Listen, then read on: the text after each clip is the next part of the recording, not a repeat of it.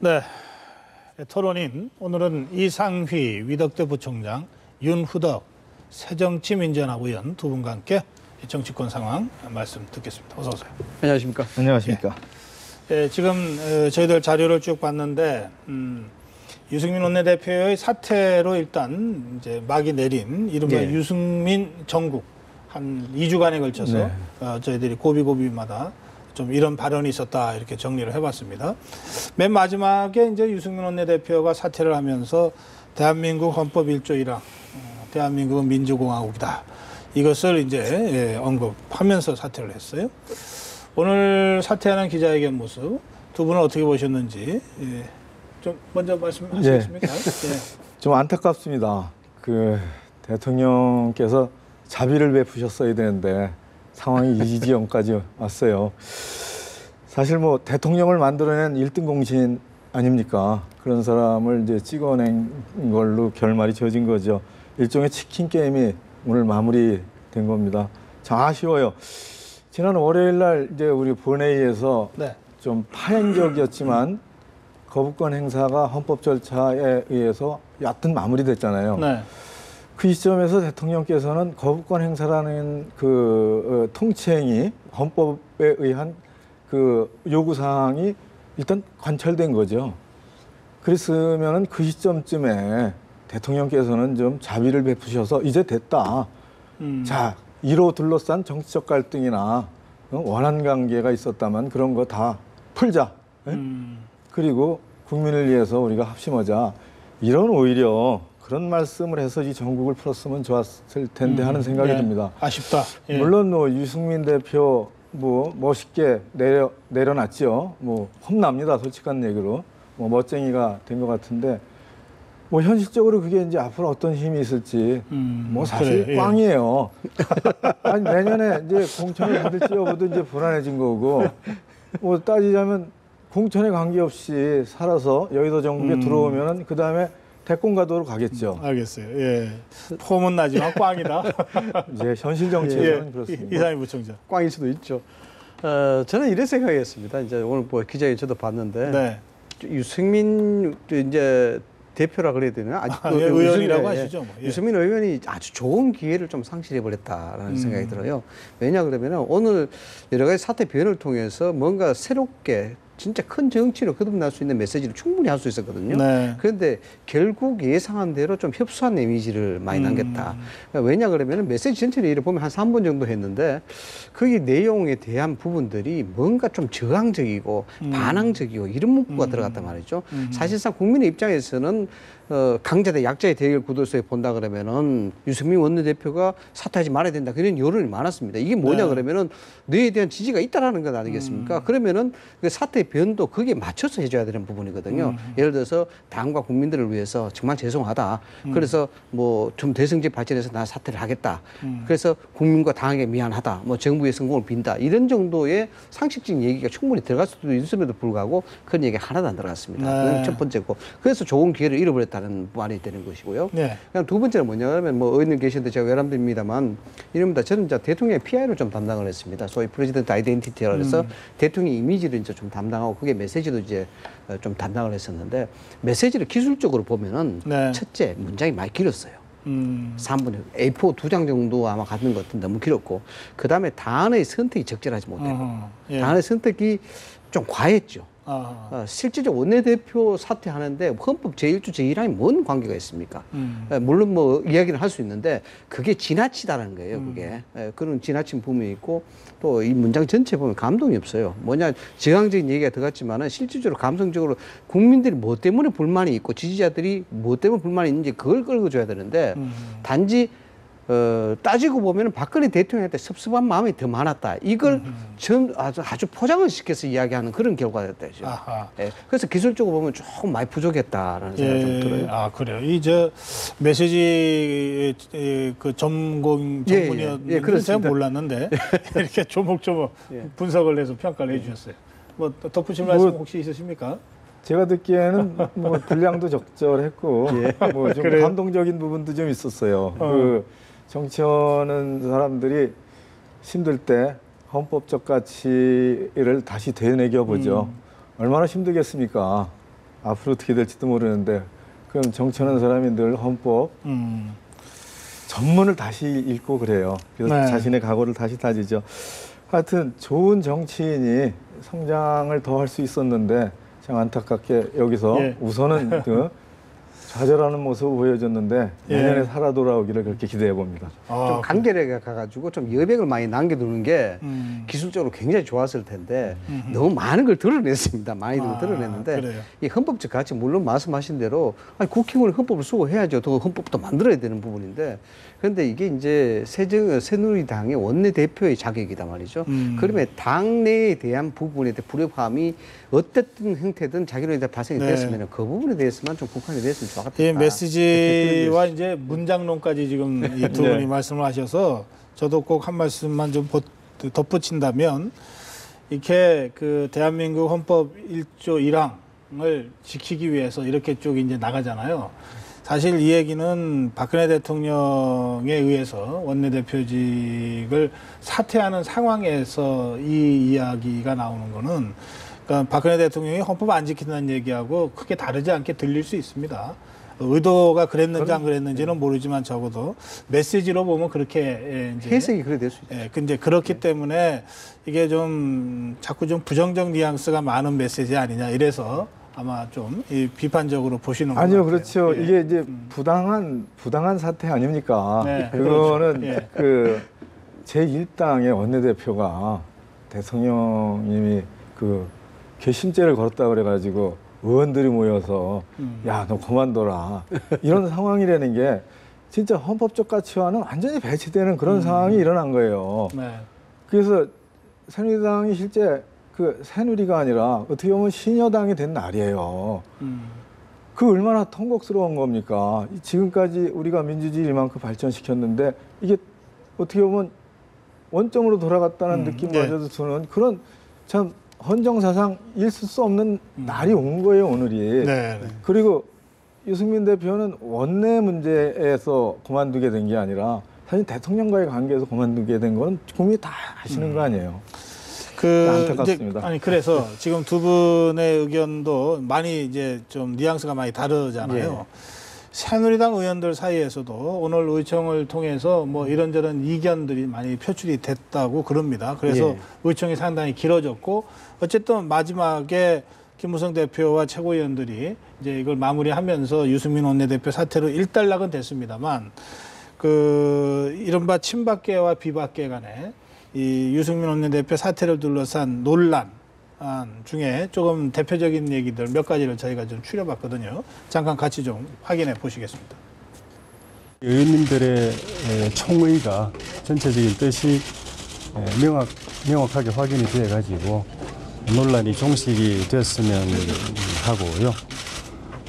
그러기 위해서 의원님 한 분 한 분의 뜻이 투명하고 명확하게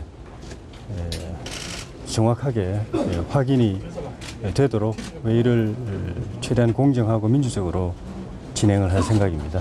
묵불은 지나가면 아마 맑은 하늘이 보일 겁니다.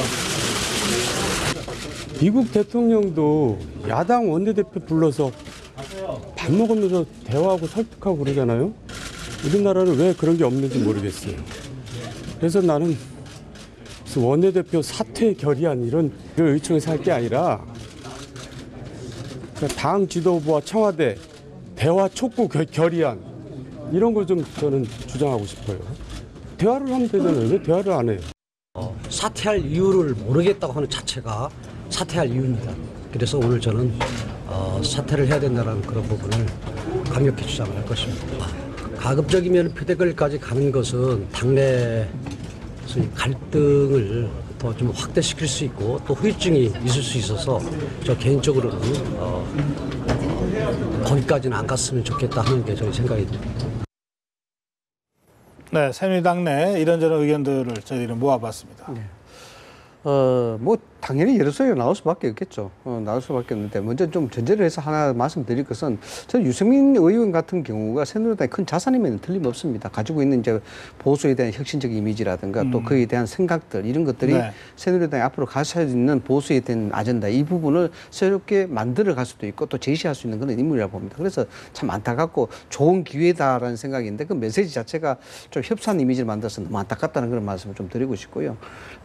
새누리당 이번 기회에 있어서 변화된 게 좀 한 가지가 있을 겁니다. 뭐냐 네. 그러면은 지금까지는 소위 말하는 친박 대 비박의 구도 뭐 이런 구도가 이야기 계속되어 왔지 않습니까? 네. 돼 왔는데 이 유승민 최고의 사태를 계기로 해서 친박의 구심점은 소위 서청원 의원은 그쯤으로 뭐 일종의 세력화되어 있었습니다만 비박은 그렇지 않았다는 거죠.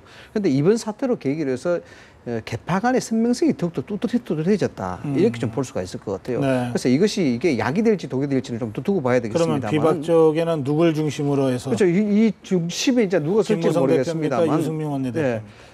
둘 중에 한 사람도 될 수가 있겠죠. 그런데 이제 그에 대한 가능성 좀 낮게 보는데 어찌됐든 유승민 원내대표가 사퇴를 하기 전에 예상했던 그것이 결국 자기 정치를 할 것이다.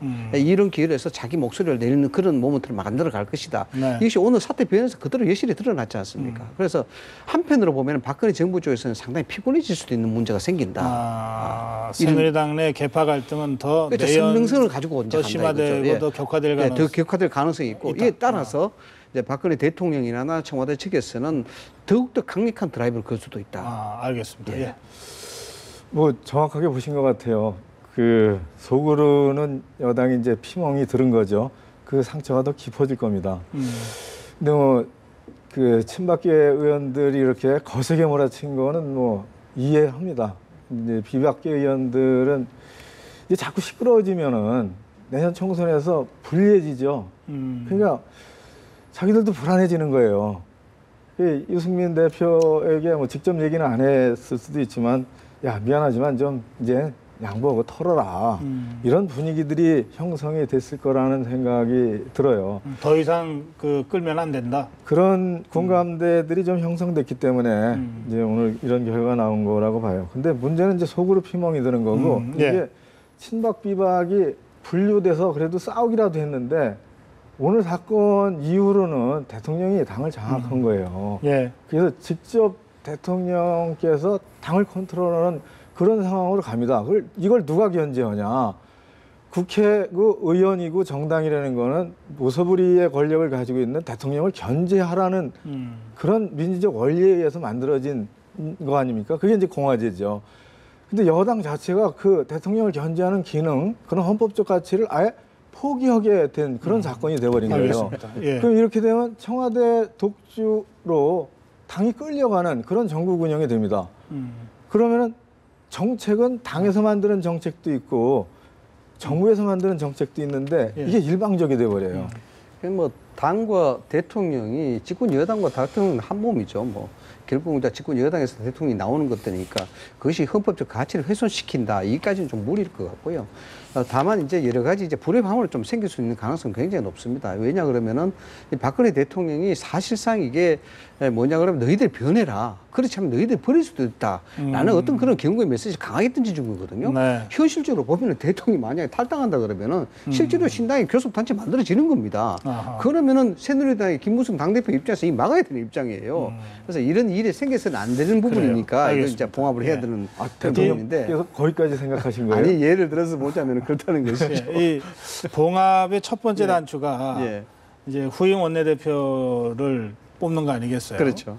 이게 지금 이 상황에서 경선한다 그러면은 국민들이 참 뭐라 그럴 것 같아요. 그래서 새누리당에서 오늘 나온 얘기들은 어쨌든 좀 이렇게 의원들의 의견을 좀 모아서 합의 추대나 이런 식으로 좀 정리를 해야 되지 않냐 이런 얘기들이 오늘 나온 얘기들인데요. 어떻게 보십니까?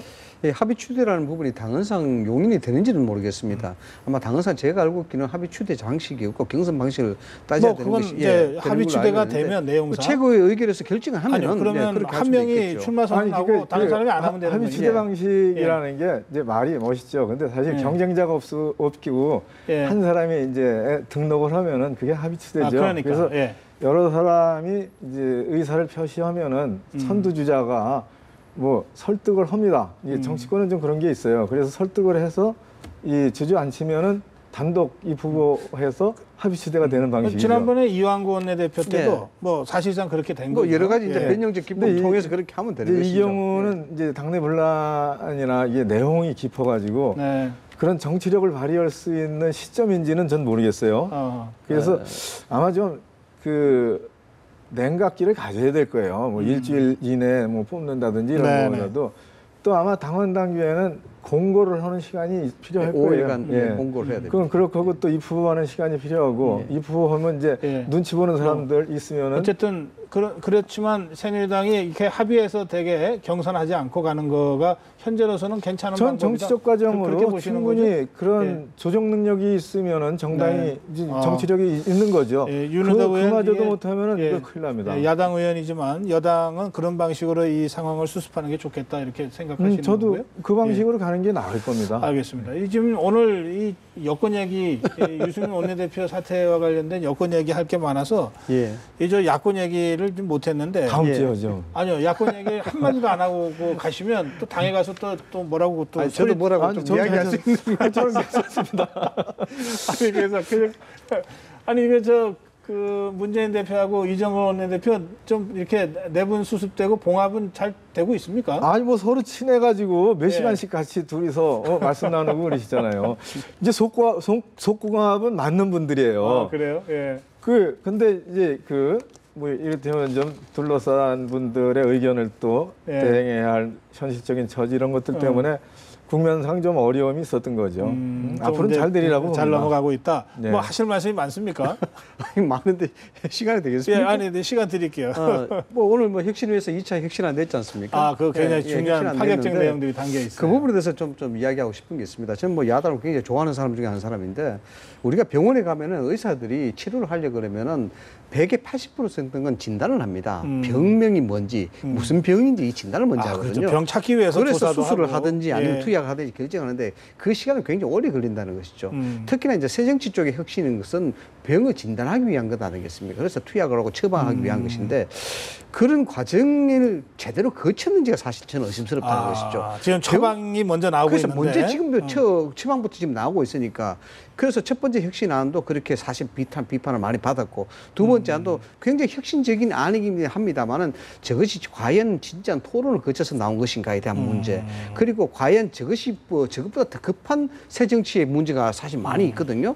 뭐 개파간의 어떤 뭐 이 알력을 근본적으로 모시겠다 이런데 개파가 없는 정당은 없죠. 개파를 다 인정을 해야 되죠. 다 인정해야 알겠습니다. 되는데. 지금 그 혁신위가 2차 혁신안으로 낸 것 중에 최고위원제를 없애고 사무총장제를 없애고 네, 하는 두 가지가, 내용이 있잖아요. 예, 예. 이제 시간이 다 돼서 자세한 내용은 저희가 다음 시간에 좀 충분히 시간을 드리고 하겠습니다만 오늘 이상희 부총장이 이게 진단도 안 되고 성급하게 대안부터 나와서 이게 좀 걱정이다 이런 문제 제기를 하셨잖아요. 그 점과 관련돼서는 좀 이제 말씀 좀. 처방전은 괜찮은 처방전이 나왔다고 생각합니다. 문제는 이제 이게 우리 당내 사정에서 현실화될 수 있느냐라는 거에 대해서 이제 토의를 해야죠. 그 현실화됐으면 좋겠다라는 이제 생각은 합니다. 저는. 네. 그 이제 토의 과정에서 진지하게 이런 화두를 가지고 이것이 우리의 현재 상태를 극복할 수 있는 좋은 아니냐에 대해서는 여러 의견들을 내고 여러 의견들을 모아봐야죠.